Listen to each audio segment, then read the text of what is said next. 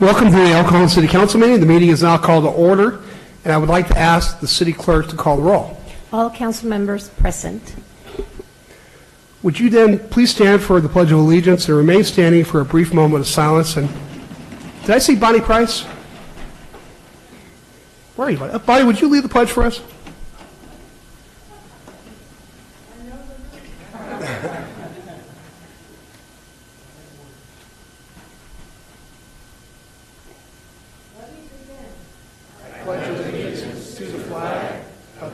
States of America, and to the republic for which it stands, one nation, under God, indivisible, with liberty and justice for all.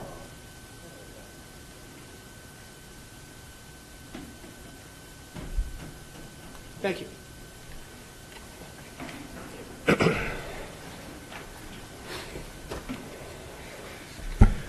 The city clerk posted orders of adjournment of the April 10th, 2018 meeting and the agenda of the April 24th, 2018 meeting in accordance with state law and council authority successor agency of the redevelopment agency policy.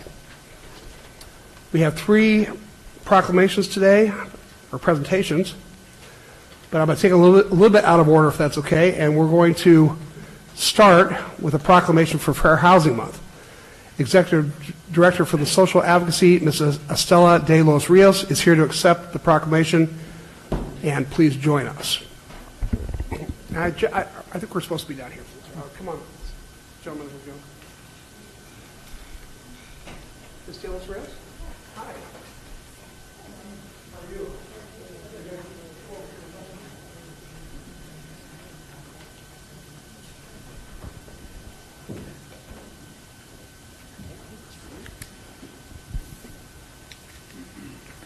This is a proclamation for Fair Housing Month, April 2018.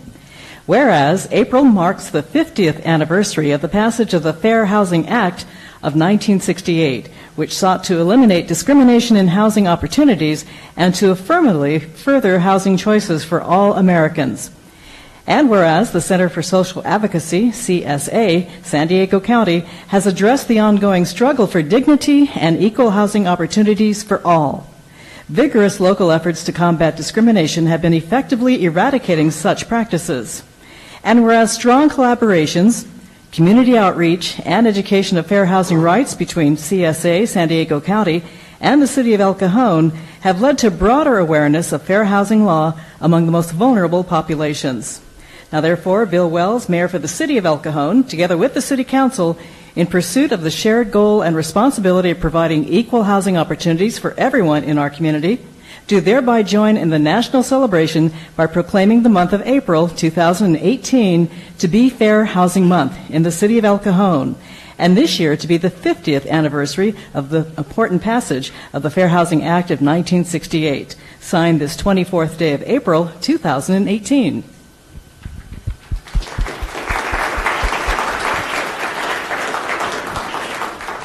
I'd like to thank Mayor Wells and the City Council and the City of El Cajon for supporting us through these years to eradicate discrimination and segregation in our residential communities, and for honoring the 50th year of fair housing.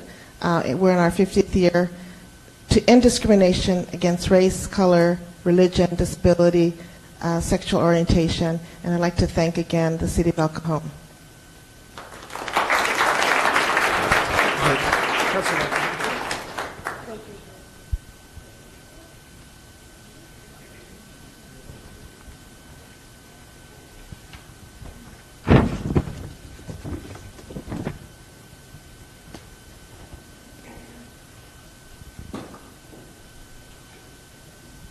Now we celebrate Administrative Professionals Day. Lindsay Johnson, Secretary of the Chief of Police, is here to accept the proclamation on behalf of the administrative staff. Lindsay, would you mind coming up? This is a proclamation for Administrative Professionals Day, April 25th, 2018. Whereas administrative professionals play an essential role in coordinating the office operations of businesses, government, educational institutions, and other organizations. Administrative professionals are vital contributors in today's team-oriented work environment and are key frontline public relations ambassadors for their organizations. And whereas the work of administrative professionals today requires advanced knowledge and expertise in communications, computer software, customer service, project management, and other vital office management responsibilities, and most importantly, have the willingness to learn and accept new challenges. And whereas an observance that began in 1952, Administrative Professionals Week has become one of the largest annual workplace observances. The event is celebrated worldwide, bringing together millions of people for community events, educational seminars, and individual corporate activities, recognizing the important contributions of administrative support staff. And whereas Administrative Professionals Day and Week is sponsored by the International Association of Administrative Professionals, IAAP. Administrative Professionals Week 2018 is focused on honoring the positive contributions of administrative professionals and for their dedication. Now, therefore, Bill Wells, Mayor for the City of El Cajon, together with the City Council, do hereby proclaim April 22 through 28, 2018 to be Administrative Professionals Week, and April 25, 2018 to be Administrative Professionals Day. We further salute the valuable contributions made by City of El Cajon administrative professionals on behalf of the organization and the community they serve. Signed this 24th day of April, 2018.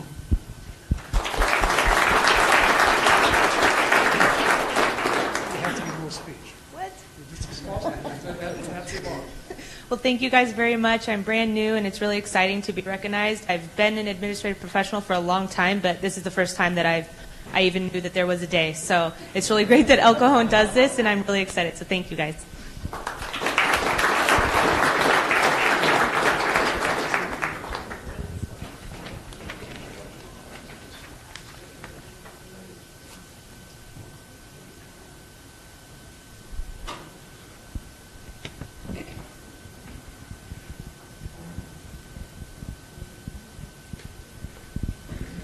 So she's brand new here, and she has to come. Is that like an initiation?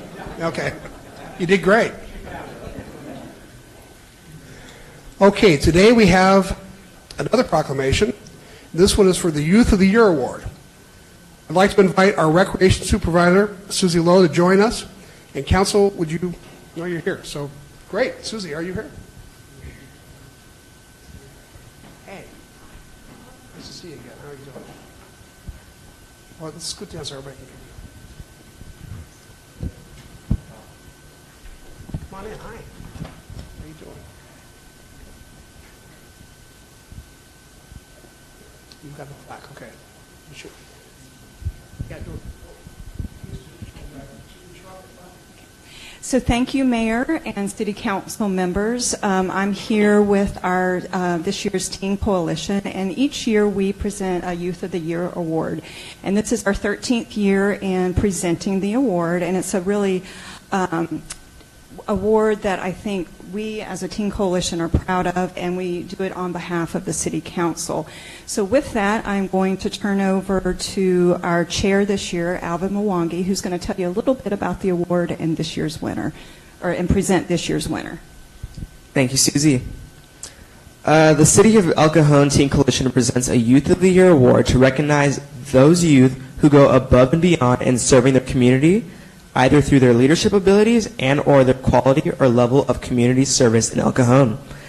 Leadership can be defined as those individuals who consistently facilitate a team vision and help guide others towards success.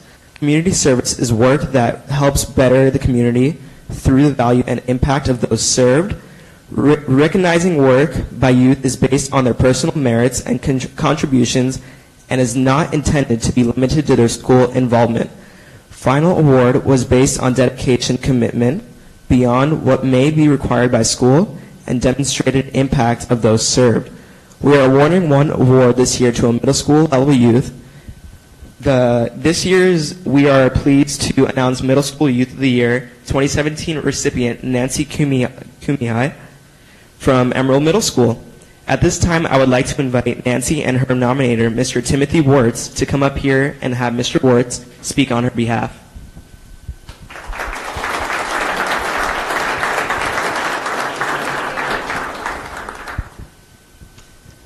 pretty excited to introduce you to Nancy. I've been her teacher for 3 years. I've taught various subjects with her.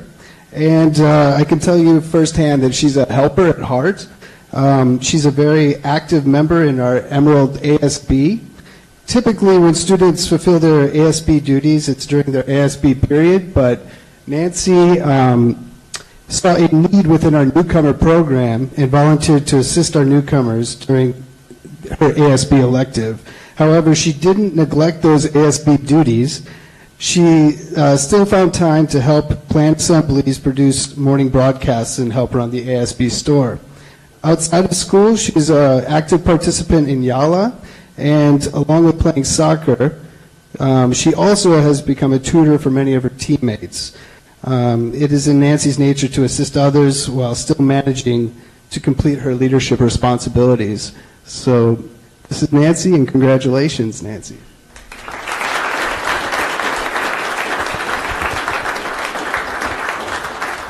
And Nancy's name is placed on our perpetual plaque that's here at City Hall, and it has all our recipients' names from back from 2005.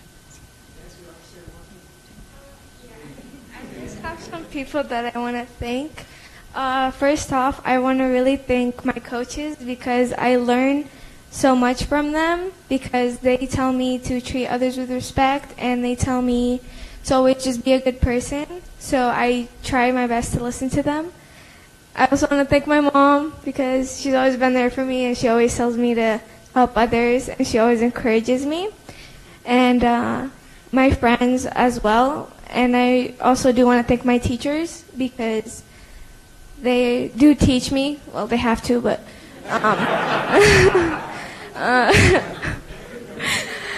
but they also they don't just teach you academics, they also do teach you how to be a good person. So I want to thank them as well. So yeah, that's it. Thank you. Yeah. Is your family here today? Mom, stand up, Mom. Everybody give a round of applause.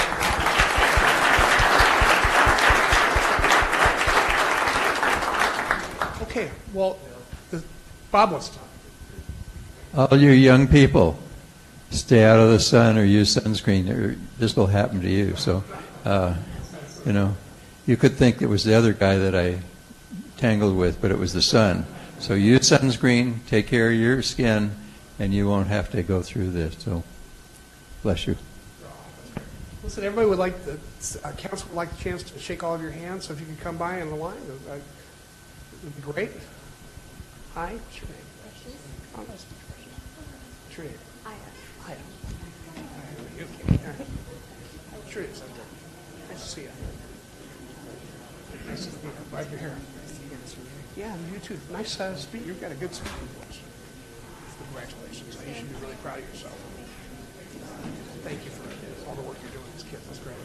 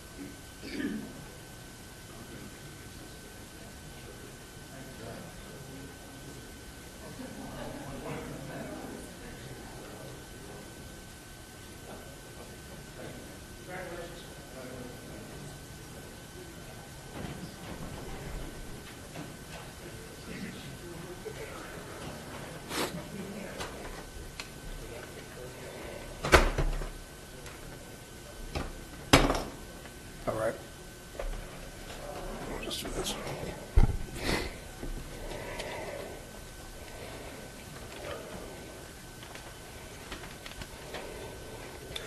Okay. Hey, staff, do you have any agenda changes? No, sir. Council? That brings us to consent items. Consent items are routine matters enacted by one motion according to the recommendation listed below. With the concurrence of the City Council, a council member or person in attendance may request discussion of a consent item at this time. Council members, do you wish to pull any of the consent items? Staff? No. Angela, do we have any speaker cards for the consent items? We have no cards. I'd like to make a motion then to approve the consent items. Moved and seconded, please vote. Motion carries by unanimous vote. We're now at public comment. At this time, any person may address a matter within the jurisdiction of the City Council, Housing Authority, or successor agency to the El Cajon Redevelopment Agency that is not on the agenda.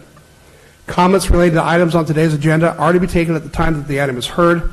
State law prohibits discussion or action on items not on the agenda. However, council, authority, and agency members may briefly respond to statements or questions, and an item may be placed on a future agenda. Angela, do we have any cards for public We have comment? 8 speakers, and the first one is Jim Sirigliano. Hi, sir. Welcome. Mayor, City Council, staff, it's nice to be here again. And just real quickly, I just want to speak to the chamber again, just so they know who I am. My name is Jim Sirigliano. I live in a senior mobile home manufactured park in the city of El Cajon. Right now, we're going through a process of requesting rent mediation through the city.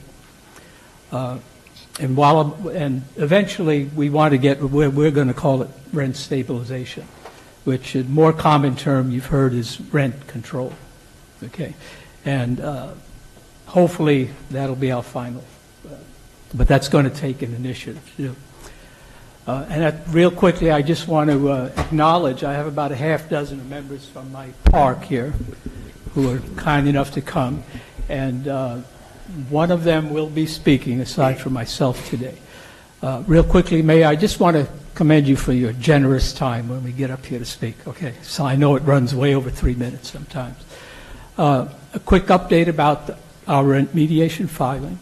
We've just mailed through Tony Shute and the city manager, Doug Williford, a new mailing, and we should be knowing shortly how the two parties, park owners, park residents, what they say. If it comes back even again, we'll go ahead with the official application for rent mediation, and within those 30 days, we hope to have that mediation done.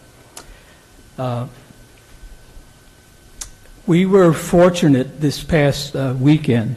We had a senior resident association meeting at our clubhouse, at our park. We had a couple of speakers, one volunteer speaker who wasn't even on our agenda from a tenants' right organization with the city of El Cajon. We also had Mr. Buddy Rabaya from Santee, who is the president of SMOAC.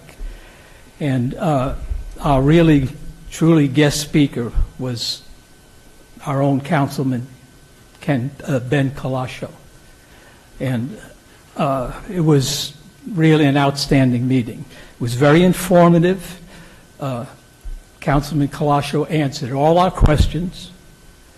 He also educated us about a lot of the political maneuvering that goes on, you know, and that's a bad word. I shouldn't say maneuvering, but the political process that goes on with something that we're trying to do.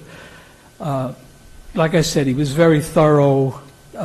My feeling when I left that afternoon, it was really a moment of truth for myself personally, and it really uplifted the park residents that were there. We had a very good turnout, and it was nice to have him listen to us. And I think the key thing that he always keeps saying is that he's there to learn, and that's greatly appreciated. I really commend Councilman Calascio for taking the time on a beautiful Sunday afternoon to come and speak with us. Well, let's see. Let me just check on my thing here. Okay. Sir, yes, go ahead. Our time is up, but go ahead. But people may want to ask you some questions. Oh, please. I always always like to end on that. Please do. Any questions for the gentleman? Okay. Well, and go ahead. I'm sorry. No question. But thank you for coming. Good luck in your endeavors. Could I say one other thing real quick? Sure, of course. No, but that invitation stands to you, Mr. Mayor, and to any of the other city council people that are here. because we're going to need your support. And just remember, seniors vote. I just want to speak about seniors, whether it's a senior park or anything else. And I know that Councilman Goebel, Councilman Kendrick, you're up for re-election this year, and I know you're running for a different office also, Mayor. But I just want to make that point. Seniors do count, and we live this every day, the things that I've spoken about, okay? I appreciate your time, and hope to see you next time. Thank you, sir. Appreciate Thank that. you. Marcy Finley.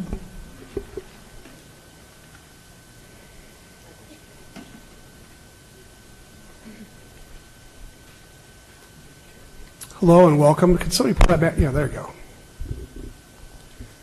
You're an old pro at this. Well, my name is Marcy Findley, and as some of you recognize me from way back when, I'm back in the saddle again, cannot resist anything to do with fair housing. I want to thank all of you for having me speak today. I live at Villanova, and it's a fair housing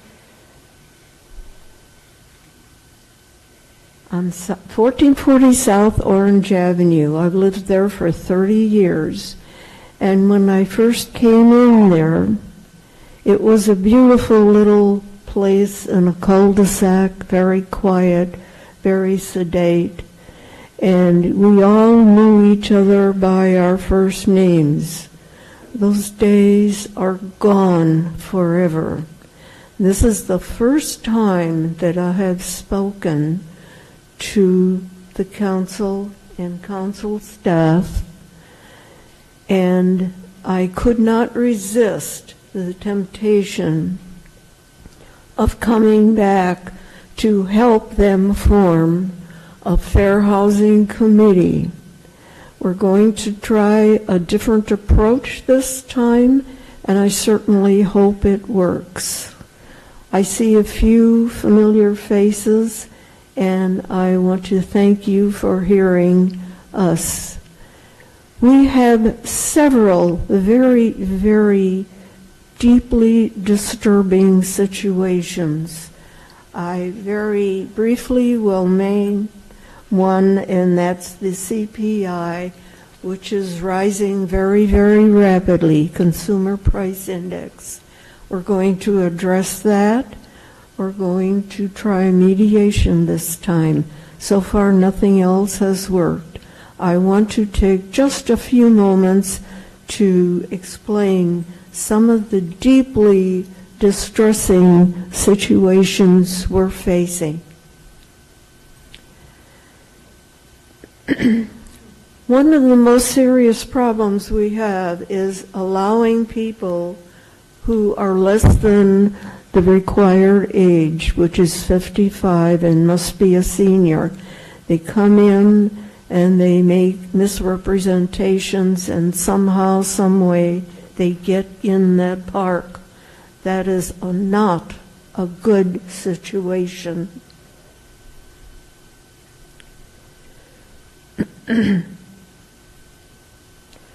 One of the other problems we have is irregular pavement. As you might know, seniors like to walk. They walk in the park, and they do it almost daily. They must have smooth and well-working roads. The pool maintenance is not what it should be. Ma'am, I'm sorry, but we have to follow the rules. And is that all the time I have? You've hit your time. You did well. May I finish? If you could wrap it up quickly, I'd appreciate it. Thank you. Okay. I just want to name a couple of more things. The owner's attorney has come to many of our meetings, but when things get a little hot under the collar, he grabs his portfolio and out he goes. When I watch him do this, I sometimes think of Donald Trump. Parking is done haphazardly. not in selected spaces. That also poses a very serious problem.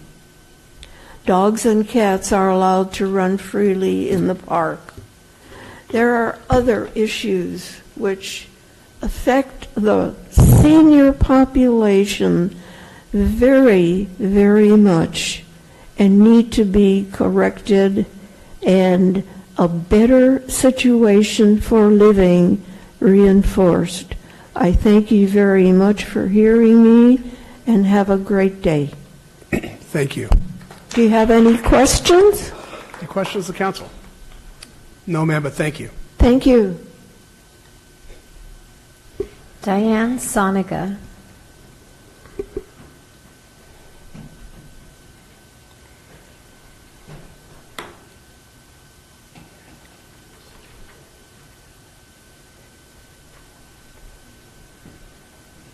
Pastor Harold, hi. Are you Diane? No, but No. Hi, Diane. I'm giving Diane moral support. I know Diane. How you doing, Diane? Nice to see you. Thank you. Welcome. Well, thank you. Good afternoon, Honorable Mayor, City Council, and City staff. My name is Diana Seneca, and I own One-Eyed Possum Productions. And I proudly stand here with Harold Brown because we are teaming up with East County Transitional Living Center to put on a live comedy event on May 5th at 7 o'clock p.m. at Skyline Church in La Mesa. 100% of the proceeds go to build 2 new buildings to take 40 to 50 families off the street and continue the ministry that East County Transitional Living Center is providing to the community. With that being said, the reason for my being here today is that we have a local businessman that who would like to remain anonymous that so kindly has purchased 100 general admission tickets to the event. These tickets normally cost $40 a piece, and he asked that we come to the council meeting and kindly give them out to the members of El Cajon as a thank you on his behalf for the community support that they have done for him, as well as to East County Transitional Living Center. So I'm going to hand these to Harold, and if you don't get a ticket today from him, if you call the center and let them know that you're RSVPing for this event, we'd love to have you. The doors open at 6 p.m. And just so you know, it's not like open night on TGI Fridays. These are professional comedians. It is Mark Christopher Lawrence, who is on an NBC show right now, Patrick DeGear, and it's going to be emceed by Jess Lawson. Wonderful. Okay? Thank you. So come get your tickets. Thank you. Thanks, Pastor.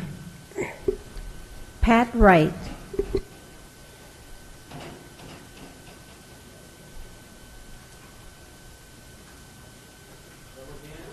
Welcome. The quick PowerPoint training. Let's see if I pass the test. Down, quick arrow. There we go. We were here a couple of months ago. We asked for a proclamation, such as we got from City of La Mesa, where I am from. I forgot to introduce myself. I'm Pat Wright, legalizeferrets.org. And for moral support, I'm Farrell. And anyway, we've gone to a couple of cities. Could you speak into the microphone, please? Oh, okay. Farrell. Farrell. Thank you. That helps, doesn't it? Anyway, we've gone to a couple of cities, the first city being La Mesa, getting a proclamation for ferret legalization. We asked for a ferret-friendly city status, and we got the proclamation instead, which was very kind of them. Anyway, the ferret issue is not normally an issue for a city, but we have gone through the Fish and Game Commission, we've gone through the legislature without any success. Rocky Chavez's office was kind enough to tell us that the reason is that Governor Jerry Brown said he would veto any bill upon his arrival, and any bill wouldn't even make its first out of its first committee. So we haven't had a ferret bill for 10 years. And if people ask, what is the reason that ferrets are illegal?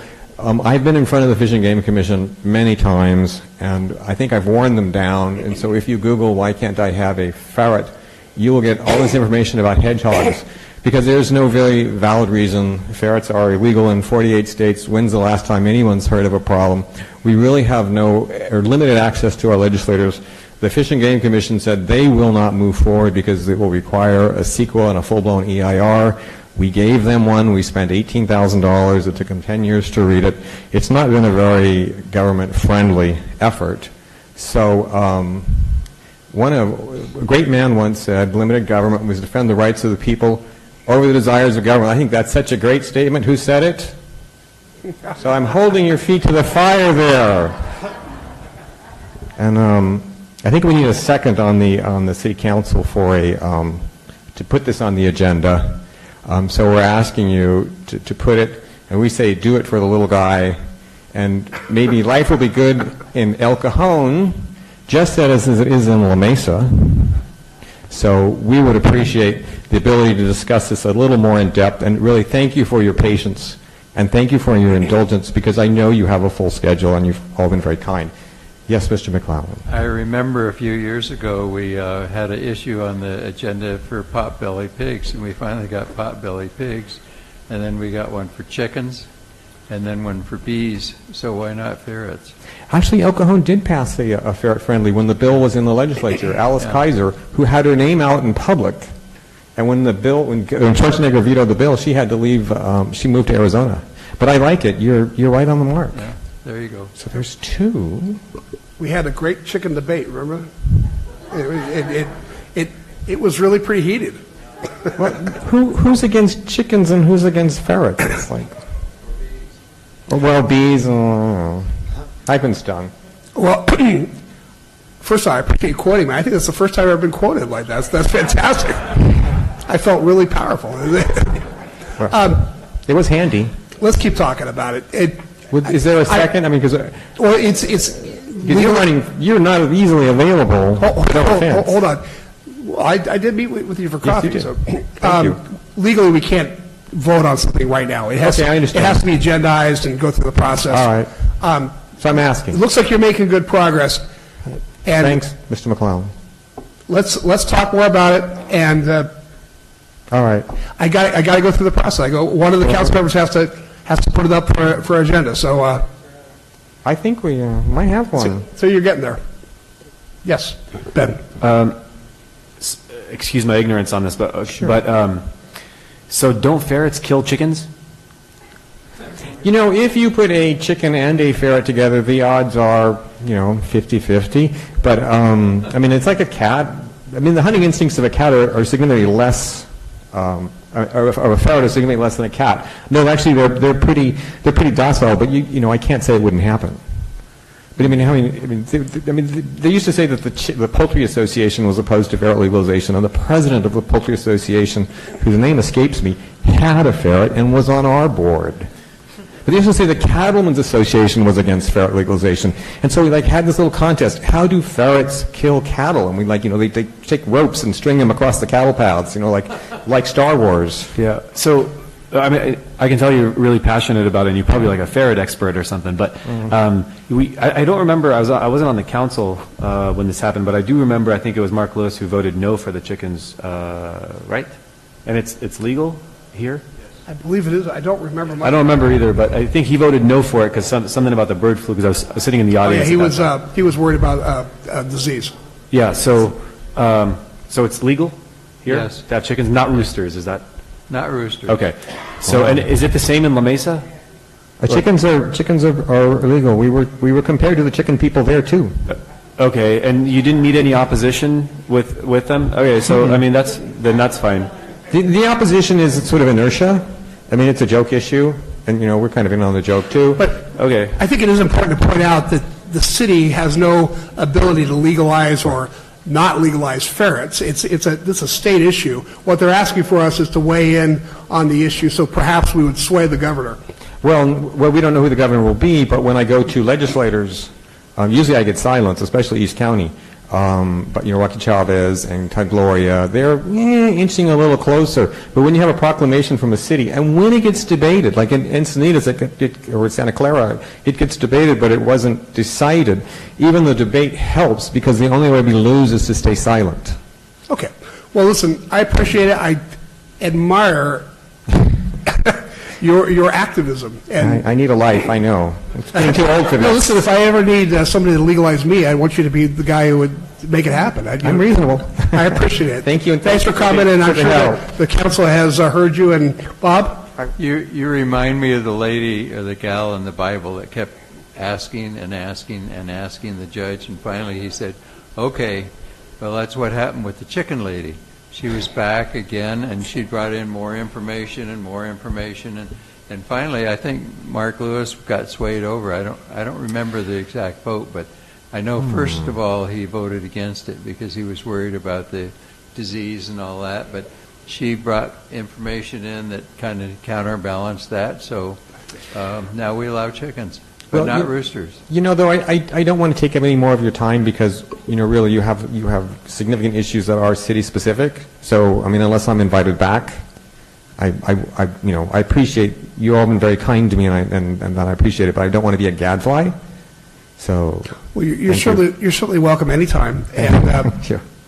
I'm very much appreciate that. And sort of dealing with the government on the state level, I had zero faith when I started because you should see some of the videos and the insults that they would say. And when you talk to the Fish and Game Commission, they're on their cell phones. They're not paying attention. And then, so I appreciate the respect. I've seen that at the Capitol as well, and I think that's very disrespectful. So. Yeah, I think so too. All right. Thank you all. Sir. Thank you. And thank you, everybody, for listening. We have 4 more speakers, and our next speaker is Eric Lund. Eric, just off the job, are you? Yeah, hot green's a new color now, so no, I'm just kidding. I just wanted to come up today and invite you to an upcoming East County Homeless Task Force meeting, which is taking place tomorrow morning at 9 a.m. And I would like to invite the public and anybody that's interested in trying to help a little bit with our homeless issue. They're more than welcome to join and come to that meeting. It's going to be at Santee Civic Center, and we do move the meeting around to all our different cities as well as out in the county. And that location is at 10601 Magnolia Avenue, so it's right by City Hall. And it's in Presentation Hall, Building 8P, again at 9 a.m. tomorrow morning. Also, I just wanted to personally thank Waste Management and San Diego Business Supply because they donated these vests, and they also donated the printing on them. Oh, very nice. And they look sharp, and the whole idea is we have another team that's been working on outreach efforts, and we have a lot of people doing outreach currently at different churches, at different service organizations. And what we wanted to do is kind of standardize the look of our outreach workers out there and volunteers. So we've also created a nice outreach training program so that people can get a little bit more educated in how best to approach people who are challenged by homelessness. So we think that's going to be a really good thing and help our police department, help our community. And so again, if you want to get involved and engaged, we invite you to the Homeless Task Force meeting tomorrow morning, 9 a.m. Thank you very much. Eric, thank you. Questions? Donald Lewis.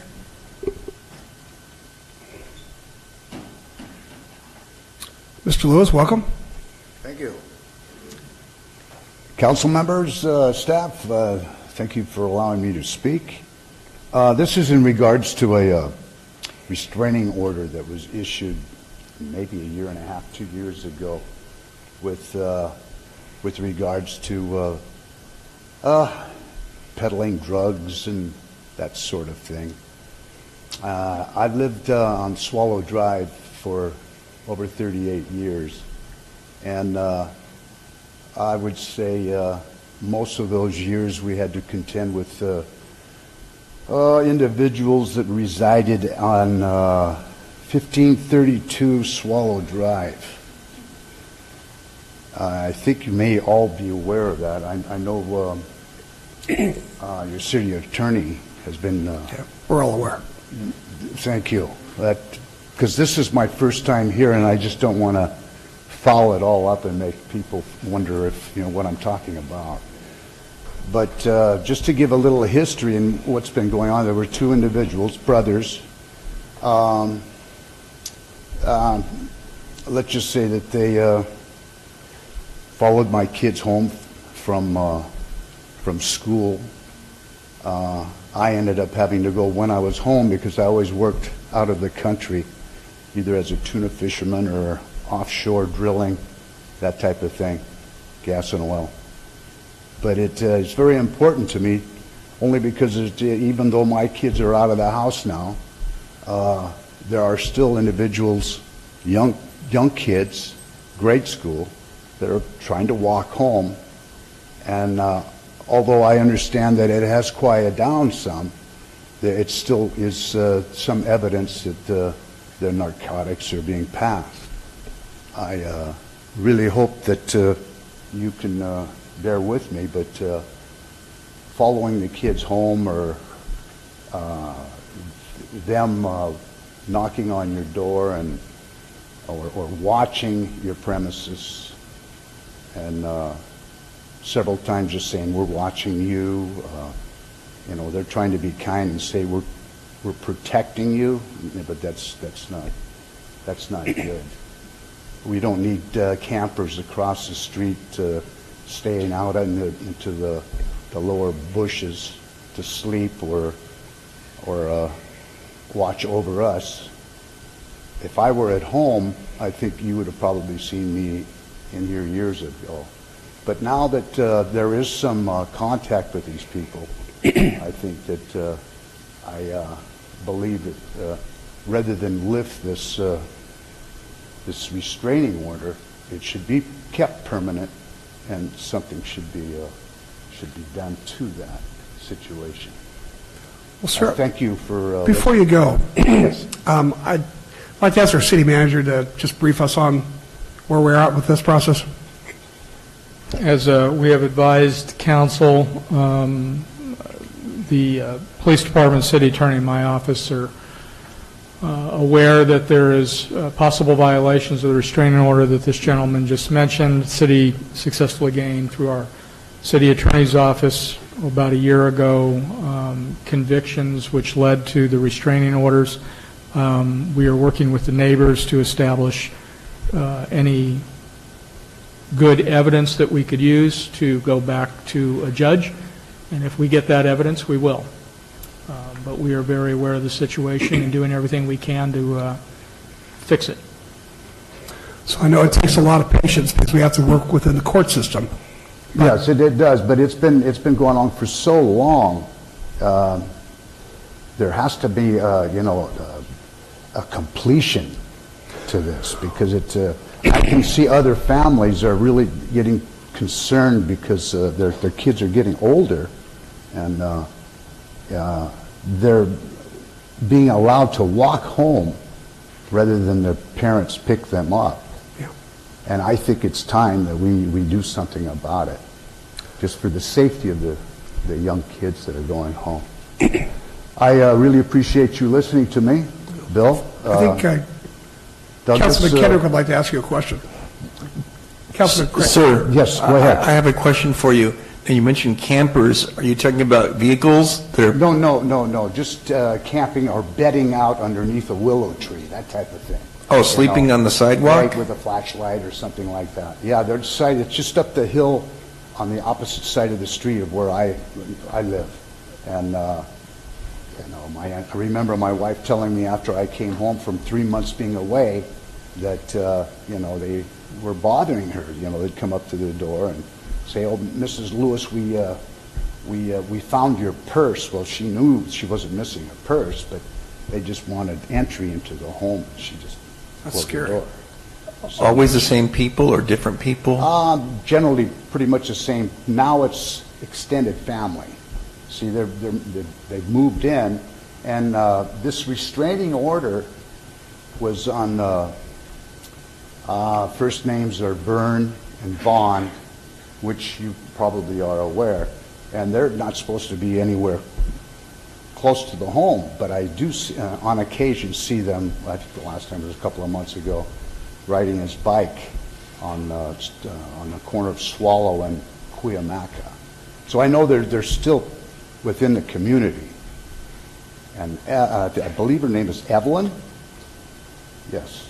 The owner has put in extended family, and there's still some evidence of trafficking. And I'm only bringing that to your attention because I am a close resident. Yeah. Anything you could provide the police with? Because videotape of them. I can't. Would be helpful. Because by the time if I drive by and see it, if I turn around, they vanish. They're very quick. They know they're being surveilled. The police have done as much as they can possibly do, you know, and I see their presence on occasion, and I realize that, you know, have to be pretty much Johnny on the spot to get any of that type of evidence for me to show, if you understand. All right, thank you, sir. I appreciate it. Thank you. One more question, sir. Yes, please, go ahead. Do you know if there's a neighborhood watch in that area? Because I know there are Yes, some. there is. I'm it part of it. Active or? Yes. Okay. Thanks. Thank you, sir. Oh, Bob. Can you take pictures of them and turn it over to the police? I have tried, but if I turn around in the vehicle, I'm not going to stop in front of their, you know, residence and take a shot, a picture, because then they just run away. But if I do turn around, the couple of times that I've tried, they've dispersed. Maybe that'll keep them out of the neighborhood. Yeah, I don't Go know. like this with your camera. Right. You see the flashes. Yeah, right. Yeah. Okay. Thank you. Thank you, sir. Dan Pridgett.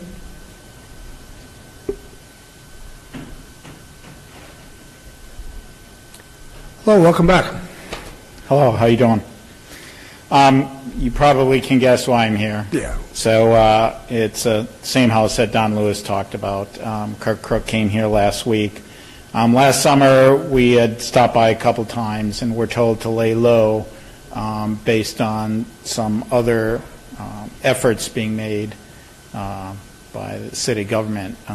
We've not heard anything about that, except in the last week and a half, I've gotten a dozen calls from the police department about getting involved again.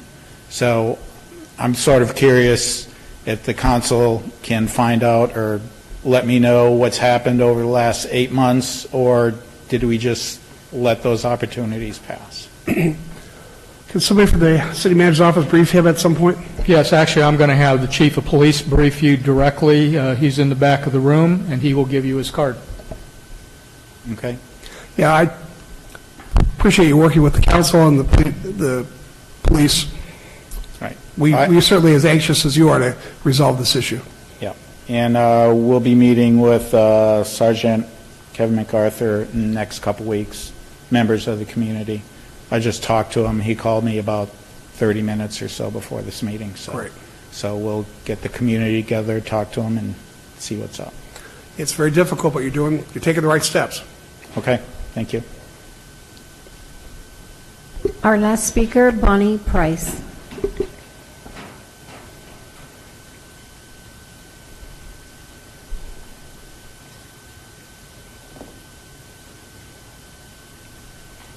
Hey, Bonnie. Hello. I want to again associate myself with the residents of the Manufactured Homes Park. I've talked to several people about this issue who have legal knowledge, and one described it as elder abuse, and another one described the situation as legalized thievery, and we should get some legal help. But I still would like to see a referendum on the ballot put there by the city council this year, so the people in all of the mobile home parks have fair treatment. I don't know how many parks there are in El Cajon. I'm currently relying on someone to do an inventory, but I think that everyone who owns a home should have more protection than they currently have. This is a really special case, and I hate to think of people who are 82 or 72 losing their asset, their major asset in their life, because they cannot afford to pay the rapidly escalating rents. So this needs your attention and serious consideration, and I would love to hear a discussion at a city council meeting. The other issue I want to bring to your attention is the apparent inclusion of that citizenship question in the 2020 census. This will drive down participation in the census. And I know something about that because years ago when I was a young professor, I took some time out to be a mom, and I took charge of our local census. And it was hard to get people to respond to the census questions.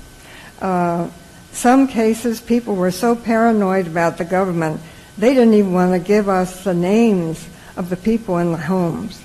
So under ordinary circumstances, if you have paranoid people refusing to even say who's in the house, you're in trouble. But if you add something about citizenship, you're speaking to people who are now, with good reason, paranoid about ICE. And it may not be them that's under suspicion of being here illegally, but it may be their relatives.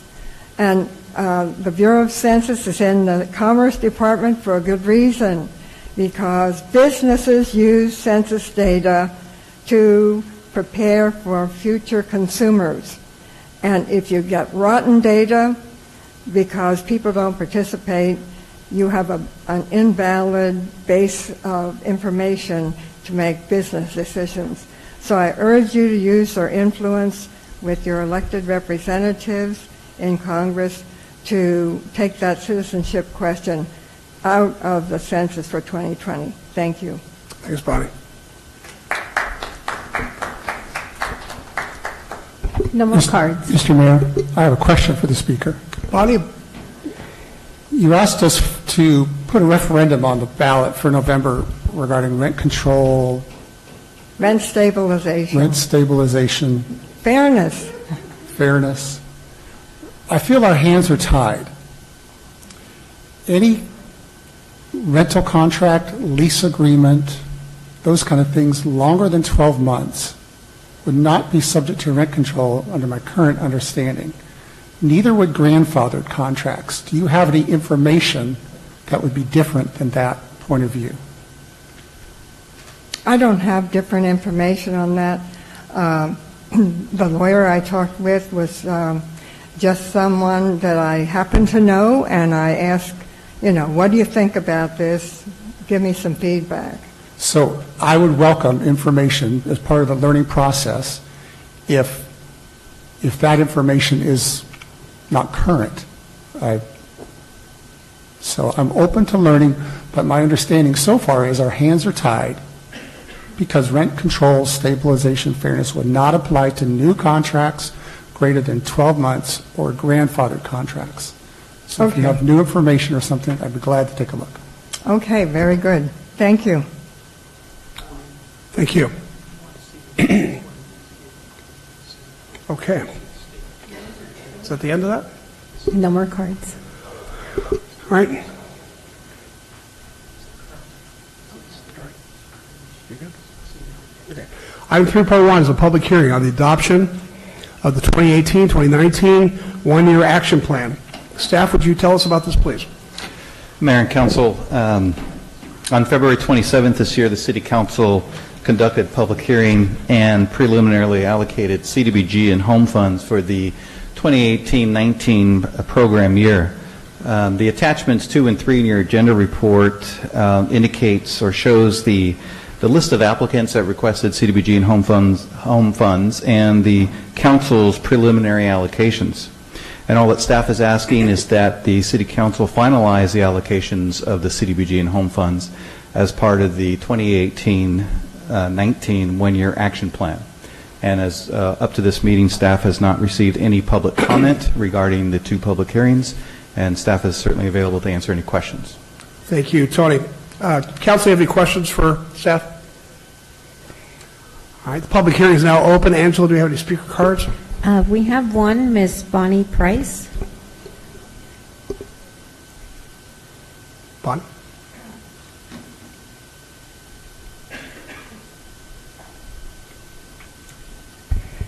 What I would like to say is I'd like to know from you folks whether there's money in this resolution for housing homeless first. Homeless first is what is done in the state of Utah, where people are taken off the streets and given a place to live, and then assigned to some social workers, and they're re-entering society with a proper background. Staff, could you explain to us the CDBG money that's being used for these kind of allocations?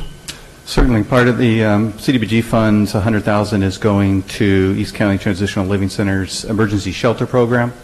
This year, the City Council decided not to use CDBG funds, but use another housing fund source, low, moderate income housing funds, to fund Housing Navigator at Crisis House and for short-term rental assistance direct towards the homeless. Thanks, Tony. Okay. Thank you. Any other speaker cards? No more cards. Let's make a motion then to close the public hearing. Second.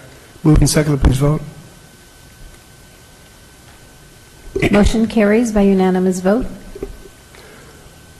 Well, Council, I'll leave this to you. Sounds like a housekeeping issue to me, but if anybody has any discussion or a motion. Bob? I move that we finalize the allocations of the CBDG and home funds for this next year and adopt the next resolution. It's moved and seconded. Please vote. Motion carries by unanimous vote. Ladies and gentlemen, we need to take a short break. We'll be back in 5 minutes and continue with the meeting.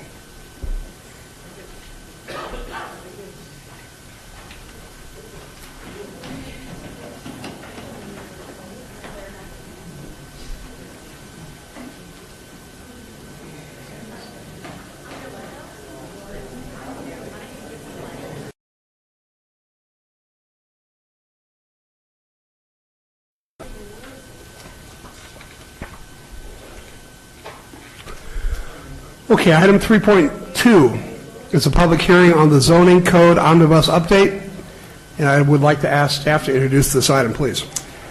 Mayor and Council, each year staff identifies potential technical cleanups during their routine administration of the zoning code. A list of these cleanups, clarifications, and revisions are then brought forward to the Planning Commission and then to the City Council. Most of these are non-substantive technical cleanups with a few minor changes that fill gaps in current regulations, including recently enacted state statutes. Most are minor, but they're designed to improve the clarity and consistency of the zoning code, and these edits are further detailed in a table that's attached to your agenda reports. We should point out, however, that through the course of the last 2 years, there have been changes to the zoning code addressing newly enacted legislation such as state law changes to accessory dwelling units and marijuana commercial activity.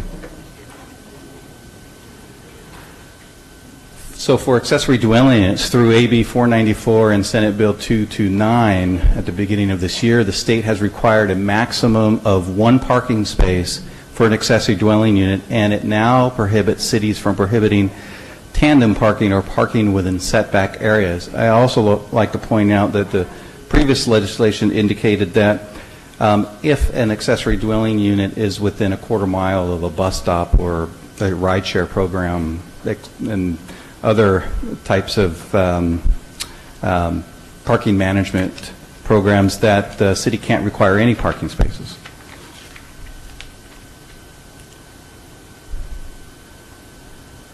Beekeeping. At Mayor Pro Tem Kendrick's request, the City Council asked the staff to explore beekeeping opportunities here in the city.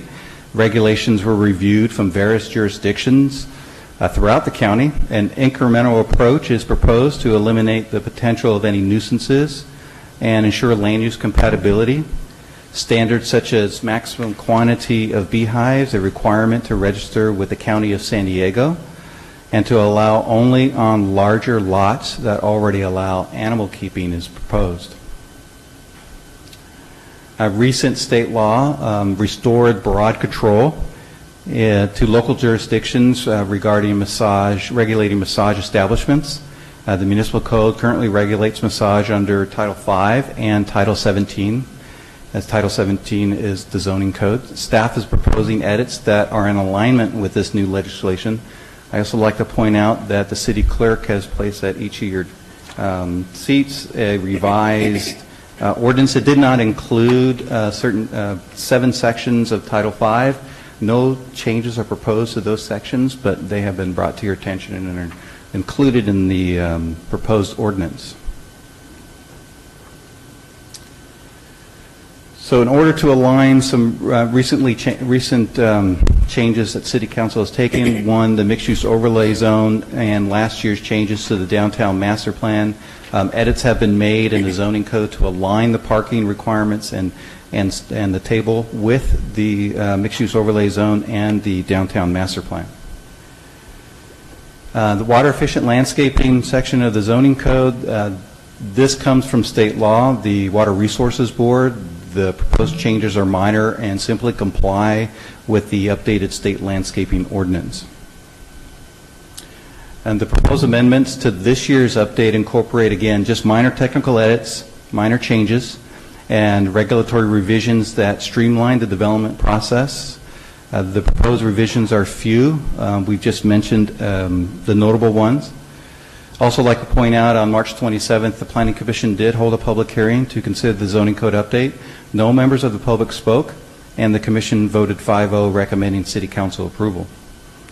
And staff is available to answer any questions. Thank you, Tony. Nice report. Any questions of staff? Thanks, Tony. The public hearing is now open. Angela, do we have any speaker cards? No speaker cards, sir. Now I'd like to make a motion to close the public hearing. Move and second, please vote. Motion carries by unanimous vote. Council, I'll leave it to you. Any discussion? Gary? Just a question on the beekeeping. So my understanding is what's being proposed is allowing that on the smallest lot would be 20,000 square feet? Yes. So that would just probably be just lots up in the top of Fletcher Hills, I think. Most of the open space, the acre and half-acre lots are on the rim of the city. Yeah, I'd like to see that something a little bit smaller, maybe a 9,000 square foot lot. What are our options in that respect? Well, the councils can certainly deliberate amongst themselves and in their motion make a suggestion or make a motion to include lots RS20, RS14, and RS9. So what's the reasoning for that, Gary? You're the real estate expert. Well, I think that after educating myself on beekeeping, going out and seeing actually bees in other parts of the city, that just wouldn't be a problem if you had in the middle of let's say a 9,000 square foot lot, a certain number of feet away from the fence line. You can actually put up a chain link fence in front of a beehive, and the bees will go straight up. As soon as they get to the chain link fence, we won't pass through it. Interesting. And one of the things I'm concerned with is with the wild bees is the Africanization of the wild bees, as some people mistakenly call them killer bees. If the bees are changed on a regular basis by the beekeeper, then you have European bees in there that tend not to sting as much. So and then bees are really being endangered right now by all the pesticides, and they really help our environment. So I think this would introduce the European bees back into the population. And the reason this is important because the Africanized bees, the queen hatches sooner than the European bees, and the queen goes around and stings all the other bees that are the European queens, and so you end up with bees that are predominantly Africanized. And this is the way that people throughout the city can help the wild hives, because then the queens would tend to be, the drones would be the European drones. So actually, in my point of view, is that it makes the public safer. That's hard to argue. I know almost nothing about bees. So let me ask the staff and our attorney if we were to head down this direction, would there be any concerns or repercussions that you could see? Well, I don't know. I just had a swarm of bees removed from my house yesterday. So you're a prejudiced attorney. Yeah. Don't let your contractor take shingles off the outside of your house and leave the holes there. I'll tell you that. It doesn't take much of a hole. We don't become liable for any kind of damages or injuries to somebody stung by bees, as long as we have our regulations in place. So it's simply a matter of choice. If you think that beekeeping in the smaller lots is more acceptable, then that's certainly your prerogative. Any other staff want to weigh in on this? No. Council. I got a question then. If we're talking about allowing bees on a smaller size lot, is there probably what your average Joe wants to know is then there a limit on the number of bees that you can have on a smaller size lot? Well, actually, I would recommend just one hive. That's all somebody needs in their lot.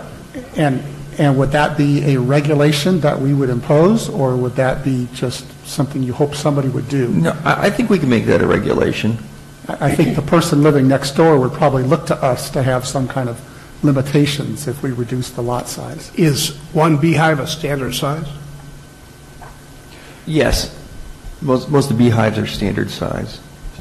Mayor and Council, if I might add, the proposed regulations include performance standards such as the number of beehives that can be kept on the larger lots. Again, the OS zone, the acre lots, and the half-acre lots. They're limited to 5 hives, no more.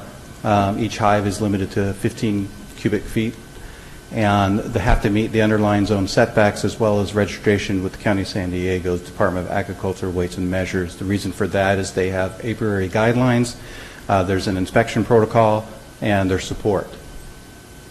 Yeah, Mr. Mayor, I'm a big believer in private property rights, and I think not only will this help the environment by having European bees across the city, because there are beehives all over the city and in some of the open areas, again, mostly not European bees, and my understanding is that the surrounding cities, that they have even smaller lots than 9,000 square feet. So this is a common practice in other jurisdictions? Yes. Okay. Ben? It's been like Animal Planet today. So I think that reducing the lot sizes, while it's, I think it's like a minority within a minority, the people who want to raise bees and have hives at their house, and I think it creates more of a nuisance. It's anti-property rights, because I don't want to live next door to somebody that has beehives. Fully recognizing the importance of bees, but I still wouldn't do it. I think 20,000 square foot lots are small. I would go 43,560 full acre lots for that. And that's the way I'm going to vote on it. I just want to lay that out there, because where I live in Fletcher Hills, nobody wants to live next door to bees. They want to maintain their home values, no matter how important they are. Yeah, I've been a licensed real estate appraiser for 34 years, and I've never seen that bees lower the value. If there was a beehive in the center of someone's backyard, you probably wouldn't even know it.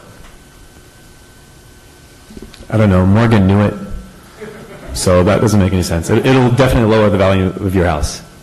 Any other thoughts? Gary, want to make a motion? Yeah, I'll make a motion that we change that to a 9,000 square foot lot. And one hive on a 9,000 square foot lot. Otherwise, it remains the same. And all of the other registration and legal encumbrances? Absolutely.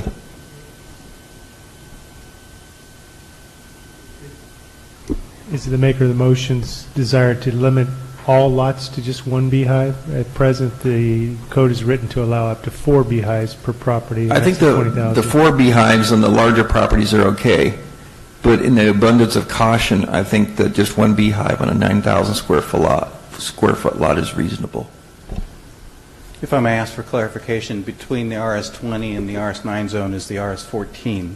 Is it is the motion to include the RS-14 zone and to have the similar standard of only 1 beehive? What's the RS-14 minimum? 14,000 square feet. I would include that. Yes, I'll include that. I've got a question, sorry. So on multi-unit housing properties, apartments, where they are in a 14,000 square foot or 9,000, can Good point. a single tenant among those apartments have a hive on that property with the landlord's approval? It's not common that we would find apartments on an RS-14 or a single-family zone lot. So the zones we're talking about are specific to only single-family development. All good questions. So, Council, do we need to make another motion, or are you comfortable with one that's been made? Well, if you'll indulge me, I'll try to tell you where the change would be made, and that is in section 17.205.035. Paragraph F would be amended to say up to 4 beehives may be permitted per property in the RS-20 and RS-40 zones. Only, or up to 1 beehive may, or only 1 beehive may be permitted in the RS-9 and RS-14 zones. That's all the change I think that would be necessary in that section.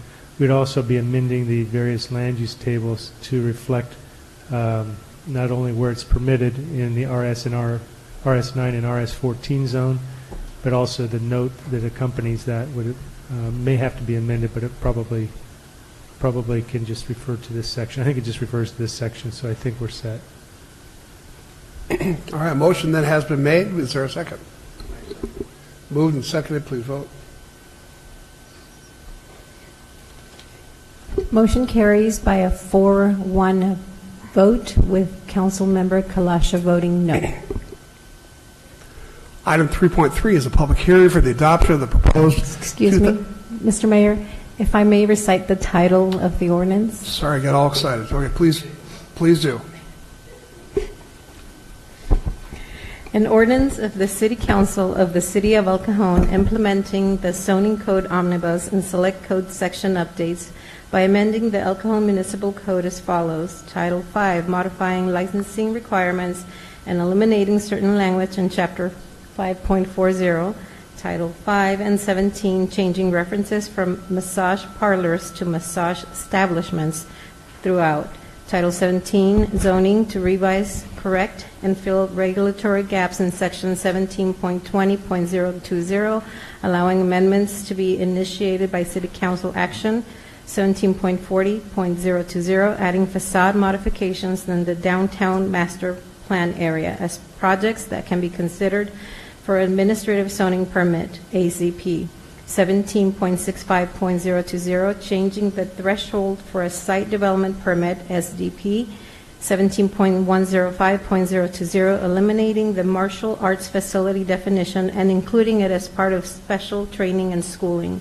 17.115.130, adding performance standards for ground floor transparency, heat ventilation, and air conditioning units. 17.130.225, creating standards for security gates. 17.130.255, reducing the requirement from a conditional use permit, CUP, to a minor use permit, MUP, for additional storage without additional parking requirements. 17.140.180, revising and clarifying the accessory dwelling and junior accessory dwelling unit section. 17.140.210, modifying the residential land use table to allow beekeeping in the RS-40, RS-20, and open space zones, and adding cross footnote reference to new section 17.125.110 for common interest developments. 17.145.150, allowing consumer electronic and repair in the heavy commercial light manufacturing CM zone, eliminating martial arts facility as a separate use category, eliminating fortune tellers, including palm readers, phrenologists, spiritual mediums, and mystics use category, allowing restaurant takeout only, and restaurant with alcoholic beverage production in office professional zone, changing the permit for vehicle storage lot from CUP to MUP, changing the land use designation for wireless communication facilities from permitted by right, P, to site development plan permit, S, and revising footnote 26 to specify that a card room can be located in a restaurant in the downtown area governed by specific plan number 182. 17.150.170, allowing the storage of limited explosives as ancillary to an authorized primary use, modifying the required permit for daycare facility from CUP to MUP, eliminating detention facilities, jails, and juvenile halls, correcting the footnote reference for emergency shelter from 9 to 8, revising the marine craft service and repair category, revising the truck sales use category to include recreational vehicles, changing the required permit for vehicle storage lot from a CUP to a MUP, and changing the land use designation for wireless communication facilities. 17.155.210, allowing beekeeping and open space zone. 17.165.020, correcting the reference to keeping chickens under permitted uses from section 17.225.065 to section 17.205.065 for planned residential developments, PRD. 17.185.170, revising the residential parking requirements table for planned unit developments and PRD columns. Eliminating second family unit parking notes, clarifying the end notes in the residential parking requirements table, and clarifying the parking standards for the multifamily residential 6,000 square feet zone. 17.190.180, changing the permit requirement for an electronic message display sign from a CUP to a MUP. 17.190.250, clarifying location requirements for monument signs. 17.195.010, revising water use standards for landscaping. 17.195.020, removing certified landscape irrigation auditor and irrigation audit, modifying automatic irrigation controller, developer, estimated total water use, hydrozone, irrigation efficiency, landscape design manual, landscape professional of record, maximum applied water allowance, and plant factor and rehabilitated landscape, adding check valve or anti-drain valve, friable and landscape architect to definitions. 17.195.030, clarifying the types of projects subject to additional permitting and water conservation requirements in Chapter 17.195. 17.195. 17.195.040, revising landscaping and irrigation requirements for persons applying for a building permit, site development plan, or a discretionary permit. 17.195.070, revising qualifications for preparers of landscape and irrigation plans. 17.195.090, revising irrigation system requirements. 17.195.100, revising minimum landscape area requirements. 17.195.110, revising general landscaping maintenance requirements. 17.195.130, revising landscape requirements for areas adjacent to parking areas, streets, and driveways. 17.195.150, revising turf regulations. 17.195.160, revising landscaping requirements on slopes created by grading. 17.195.260, adding a soil volume requirement for planting and irrigation plans for a landscape documentation package. 17.195.270, revising the water efficient landscape worksheet requirements. 17.205.035, adding beekeeping standards section. 17.220.040, replacing references to redevelopment and housing with community development. 17.220.050, eliminating the requirement for a CUP for affordable housing developments. 17.225.020, correcting the maximum number of guest rooms that shall be established through an ACP instead of a CUP. Wow. Nicely done. Mr. Mayor, I wasn't listening. Could you ask her to repeat all of that? Hey, I'm not that impressed because I told her before she had to memorize these things, and she's not doing it. So, all right, nicely done. Item 3.3 is a public hearing for the adoption of the proposed 2018 5-year Regional Transportation Improvement Program. I'd like to ask staff to introduce this item. And Dirk, are you the person telling us about this? You're going to have to change that. I am the look. staff. Chief, did you put this down knowing that was coming up next? Okay. Council members, Mayor, thank you for having me today. The reason we're here is every 2 years, SANDAG requires local agencies, in our case, El Cajon, to update the RTIP to reflect changes to their capital improvement program of projects. The adoption process requires a formal public hearing by the local governing body, you as council. So RTIP, Regional Transportation Improvement Program, is Transnet, and it's a voter-approved 1/2 cent countywide sales tax that helps fund regional and local transportation projects. It's been going on since 1988 and has brought in $1.5 billion in Transnet funds to our local cities and county to support a program of street improvement projects. The city will receive approximately $12,925,000 in Transnet funds over the next 5 years. I probably said that wrong. $12,925,000 in Transnet funds over the next 5 years to complete the list of capital improvement projects. So just to give you an idea of what we use these funds for, Transnet funds are used for our annual overlays, the street resurfacing projects, sidewalks, curb ramps, and traffic signal projects. That's a big deal.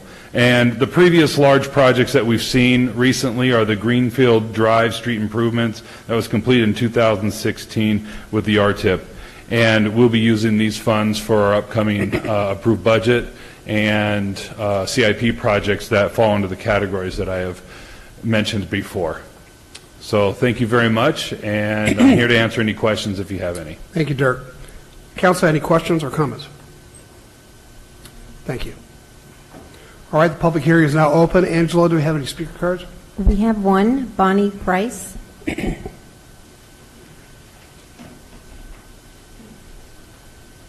Bonnie. I think my question may have been answered, but I want to mention that the Scripps Institute has put forth a report that by 2050 or 2070, we might have a condition of human extinction because of climate change. And what I heard here is no money allocated toward public transportation. Is there some other part of the SANDAG budget that will provide for that? Yeah, SANDAG has about $2 billion a year budget, and most of that is going now towards buses, trolleys, and bike lanes. So actually very little goes to highways, but they do have a plan that they're finishing up the projects that were approved in the last 20 years, which is part of the going out for the bond in general. There was a list of projects that had to be finished. So the things that you're asking for, that the pendulum is swinging in that direction, that these are finishing up other projects. Well, that sounds good, because in the past I've been asked if I could talk to City Council here to please stop being so intransigent on public transit. So it sounds as if you're on board, and that's good. Thank you. Gary? Oh, Bonnie, just to let you know, they're building right now a really extensive transit system trolley line going to UCSD and the hospital there. I go there to pick up my son about once a week, and I wish they would have done it 3 years earlier. It'd make life a lot easier for me. But that's going to move a lot of people, a lot of students. Yes, that's a very good move. And since we're going to have a hospital out here, we should have transit out to the new hospital here, too. All right. Thank you, Bonnie. Thank you. No more cards. I'd like the motion then to close the public hearing. Second. Please vote. Motion carries by unanimous vote. All right, council, any further discussion?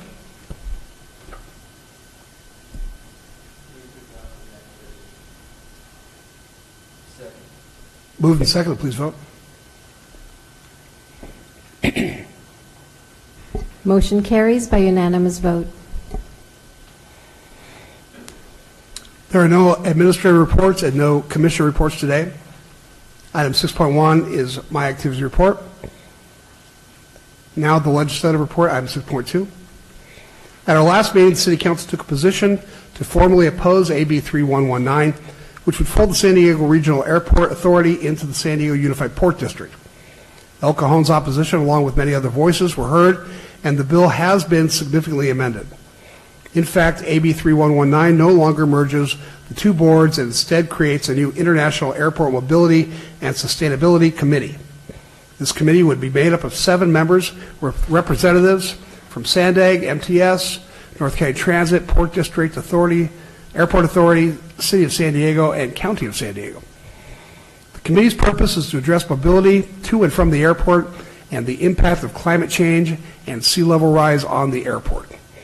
Because of the changes to AB 3119, I recommend that the City Council rescind its opposition to the bill. Also, I'm happy to report that SB 827 has failed to move beyond committee. SB 827 would have taken away local land use authority of housing projects proposed near transit centers.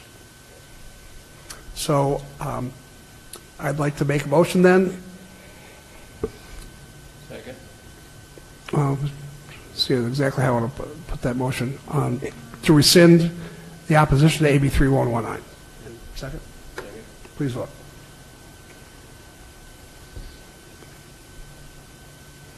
Motion carries by unanimous vote. Just a comment, Bill? Yeah. I'd like to thank the mayor for his leadership on these issues, because I don't like the way I don't like the idea of giving away any influence of the people of El Cajon. So thank you, Mr. Mayor. Thank you. All right, we're on to activities of council members. Mayor Pro Tem Gary Kendrick. I need to add one item. I attended the Women VIPs meeting today. Councilmember Bob McClellan. Councilmember Ben Colaggio. They are as I've reported them. Councilmember Steve Goldwald. As reported, I'd like to make an extra comment. I had 2 residents contact me in the past probably 10 days about a significant amount of trash and related activity. And in one case, city staff had it cleared up within 4 hours, and in the next case, just a couple of days. So that's good government for the people of El Cajon when they see that their comments count, that they're being responded to with efficiency and effectiveness, the coordination between departments. That is excellent work by the city staff. You know, I wasn't going to mention this, but I was at a car dealership a couple days ago, and the person who was doing the financing for the car said that he had sent an email to me talking about a section over by El Cajon 4 that was full of trash. And as is my custom, I will forward an email like that off to our city manager. And frankly, I hadn't thought about it again since then. And he said within 2 hours, it was all cleaned up, and it hasn't been a problem since. And he wanted me to pass that on to the city staff, so thank you. Bob. Question. I wonder, because this has been an ongoing thing over by El Cajon Ford, if we couldn't convince the waste disposal to put one of the buckets out there that they could come by and pick up on a regular basis there on the curb, that maybe people might put it in the gray bucket rather than throw it down. We can certainly look into that. Yep. Yeah, I mean, that might save the city a lot of time and motion as far as going out and cleaning it up, and waste disposal, pick it up once a week. That's a good idea, Bob. Okay, so we got your, okay. There are no joint council member reports and no general information items for discussion. There are no readings of ordinances today, except for the longest ordinance in the history of our council. And we are in closed session now. We have one item on today's agenda. Mr. City Attorney, will you please recite the title and lead us into closed session? Thank you, Mayor. The City Council will be meeting in closed session to discuss one item. It's entitled City Manager Employment. Public Employee Appointment. Title is a City Manager / Executive Director. This is pursuant to California Government Code Section 54957B1. Thank you. I'd like to make a motion then that we would adjourn to closed session. Moved and seconded, please vote. Motion carries by unanimous vote. Okay, ladies and gentlemen, we'll be back in a few minutes, so we're going to go closed session and we'll come back and finish the meeting.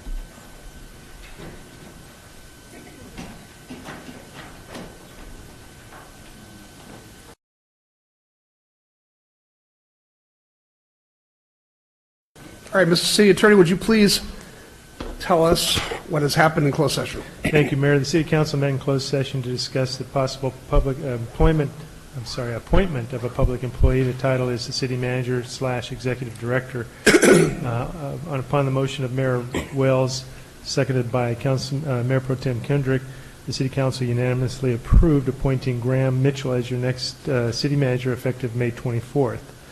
At this point, we have item 16.1, Mayor, that we should take up. All right.